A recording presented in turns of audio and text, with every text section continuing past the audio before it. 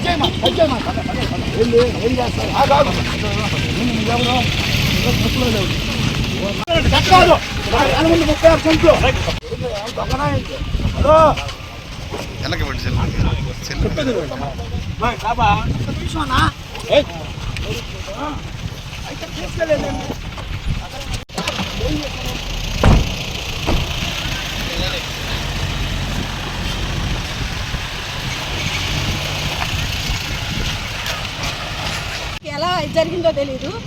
నువ్వు ఇక్కడికి వచ్చి ఆడాళ్ళ ముందుకు వచ్చి నుంచో, మేము ఆడాళ్ళమే కొడతాం.